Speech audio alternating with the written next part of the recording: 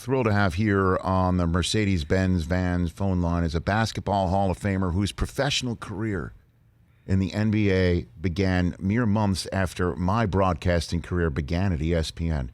And the number of highlights I called with him, sitting next to Stu back in the day, he loved this guy. He's a legend. He is Basketball Hall of Famer Ray Allen on the Rich Eisen Show, brought to you by, as well, Abbott's Freestyle Libre 2 and new Freestyle Libre 2 iPhone app to help manage diabetes in a 24/7 way. Good to see you, Ray Allen, and chat with you. Always, Rich. You brought me down memory lane because I remember that. Just watching your career, it certainly paralleled mine because it's some time has gone by, but games have been called and won in the last 25 years, and we've definitely shared space. We definitely shared space, and of course, me being there in Bristol, Connecticut, and you being a Connecticut legend, a UConn legend, it was just a big moment for you to be drafted, by the Timberwolves in the first round, and then watch your career blossom, and it was just, I don't know, memory lane, Ray. No question about it. So it is good to chat with you. And it was great to see you, at the Hall of Fame with Paul Pierce. What was that like for you, Ray? The Hall of Fame is like a high school reunion now for us. I remember like one of the first events I was going to, and I was telling my kids a story about one of the first games I went to in L.A. against the Pistons back in '88, and Kareem Abdul-Jabbar was on the floor shooting. And then we're at this dinner, Hall of Fame dinner, and he walks in. And, I'm already retired, been,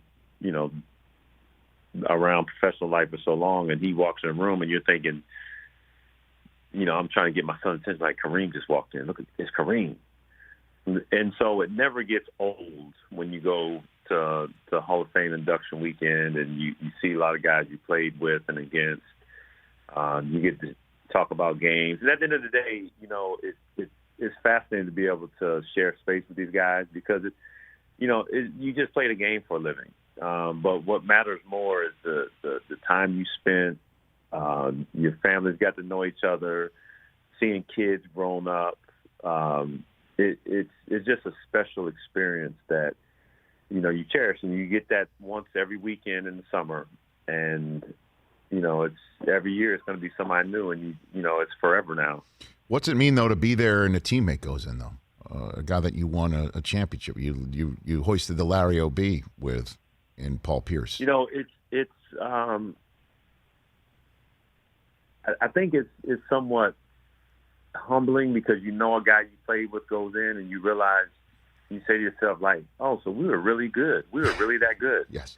Because you don't think about being in the Hall of Fame when you're playing, but afterwards, when you start to sum it up, you're like, and on that team was 3 or 4 Hall of Famers. You're like, yeah, we should have won the championship. How many should we have won? Because, history, after it tells its story, it will come back and tell the story of how great of careers that you and your teammates had that ultimately, it sets you apart from everybody else. And, I would have loved to win more while I played, but at the end of the day, we won once. I won once in Miami, and that was enough to just kind of, for me, put the icing on the cake of my career. Yeah, Ray Allen here on the Rich Eisen Show. I was referring to Paul Pierce, could have easily been referring to Chris Bosh as well, going in that class. And, it's kind of front and center as well right now, Ray, with Tom Brady returning to New England this weekend and how he left and, whether there's hard feelings and when everybody can come together. Where does that all stand with you? Obviously you and Pierce are cool. Where does that all stand with you and the rest of the Celtics team? Well, I've said, from the moment I left, like it was a great opportunity for me as my career was winding down. When you go through free agency, you have to figure out the best spot landing going forward. And, there's only, for me at that time, it was only so many possibilities. And so as we move forward, it was, you just assume that everybody wishes you well and people hate to see you go. I've been traded, before, and you just know it's a business. It always is. And teams that trade you are always going to trade you because they think that, bringing somebody else in for you, a couple people or just one, is better for their team going forward. And so you always know it's a business. And at that point, for us, you think the same way. Like, we got to figure out the best way we can to, have a soft landing spot where we have to put ourselves in a situation to win. So I've never had any bad blood. I do get that sentiment from some of my past teammates and from, people in Boston. But I think that is spurned by, certain players still, having animosity.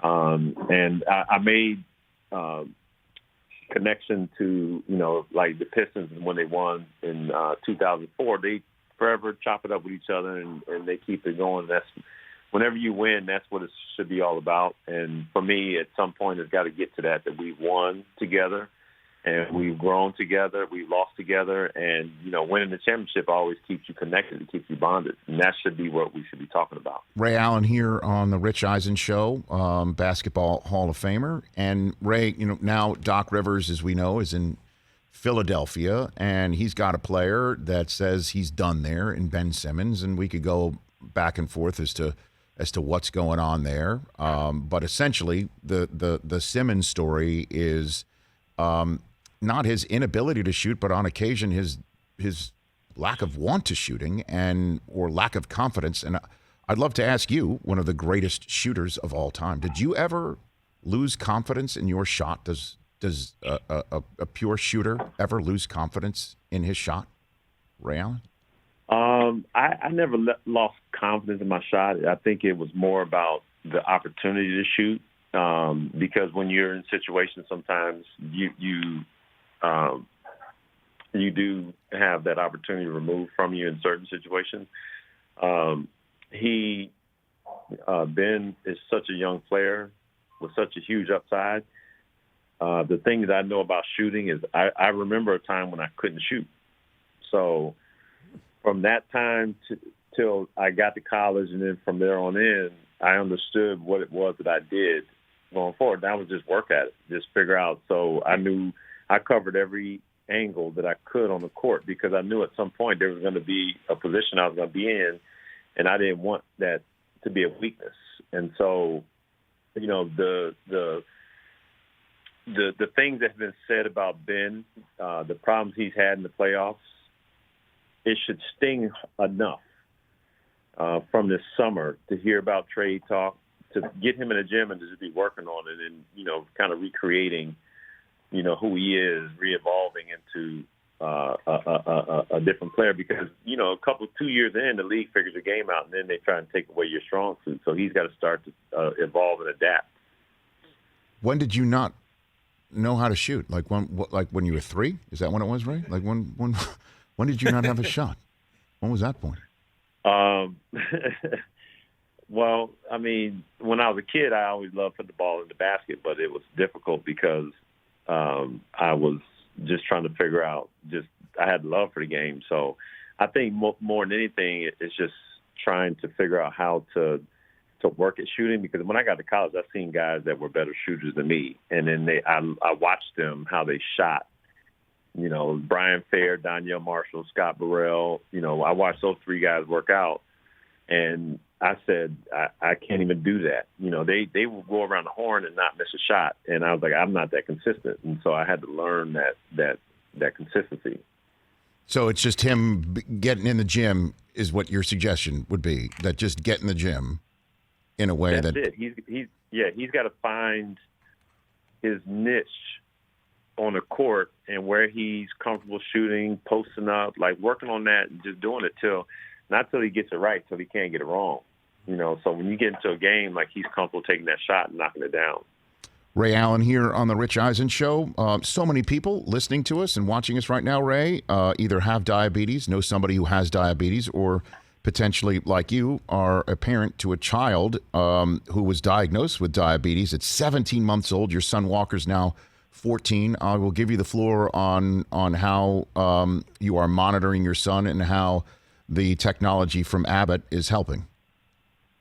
Well, we're thankful because Walker, since he was diagnosed, we figured the technology has grown tremendously since 2008, and you're thinking about all these things that we can do with the cell phones and all this great technology, being able to dial up and order so many different things. And now we partnered up with Abbott, and we have this new Freestyle Libre 2 that allows us to monitor his blood sugar on a daily basis. So, right now, we've just integrated into this new monitoring system, and it has an iPhone app now.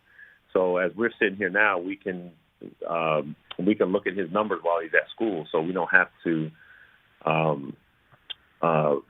to sit here and wonder what he is, or run to school and check his fingers. Like right now, his number is 136, and that allows us to have more ease when dealing with his diabetes. So for anybody that wants to know, you could the Freestyle Libre 2 iPhone app can be downloaded at the App Store, and it's free. And if anybody wants more information, you can get a free sample of the Freestyle Libre 2 and go on to freestylelibre2.us. And if anybody wants more information, but it's certainly made our existence a lot easier when dealing with diabetes, and it's given Walker a sense of independence. Love it.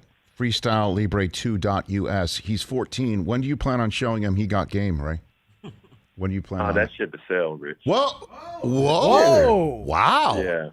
Okay. The whole thing? You gotta remember everything they have access to on YouTube. Like I remember about 4 or 5 years ago, I'd come in a room, he's got his iPad, and he's looking at all my highlights.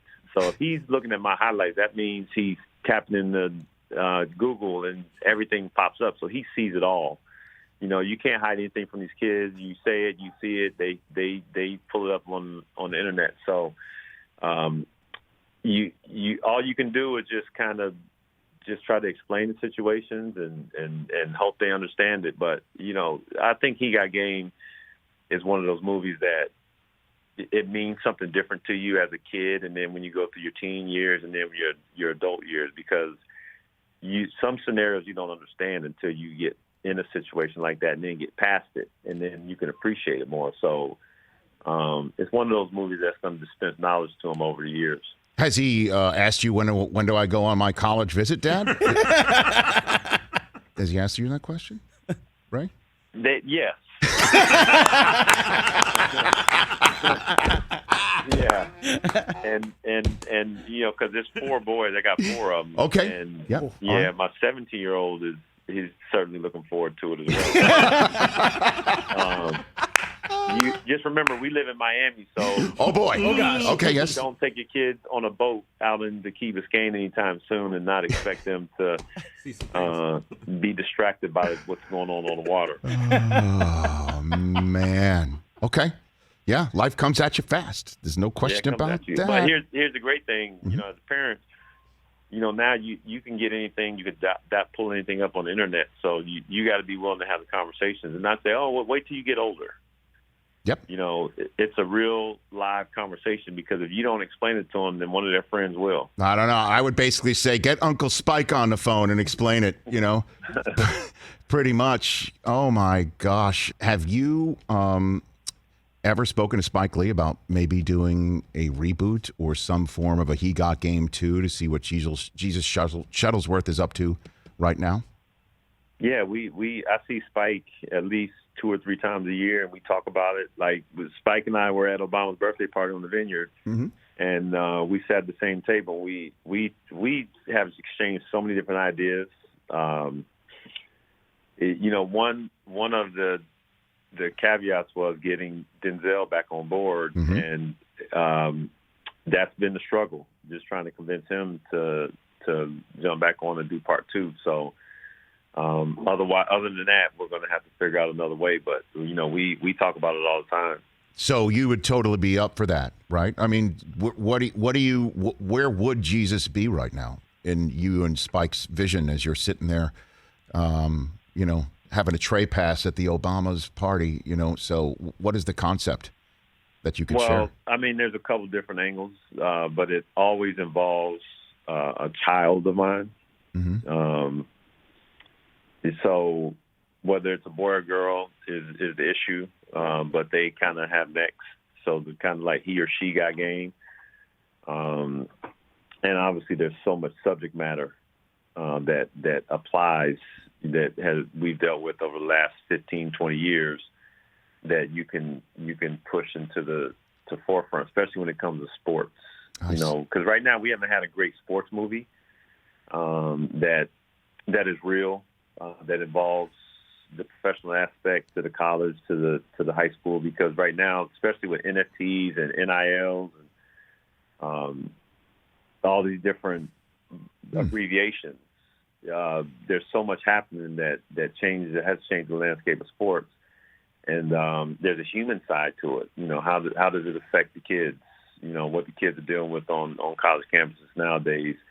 And even you look at the AAU programs, you know, kids that are great in AAU don't end up good in college. You know, they're transferring. It's just so much to talk about. And Spike and I have had these conversations. So, you know, I think it's one of those things that when you just a little bit of patience, and I think it's going to happen. So I'm hoping that it happens. All of us too. And Ray, appreciate the time. It's been too long. Everybody should go to freestylelibre2.us to help battle diabetes and check on it. Thanks for the call, Ray. Really appreciate it. Yeah, thanks, Rich. Hey, you watched all the way to the end. Thanks for that. Watch more right here.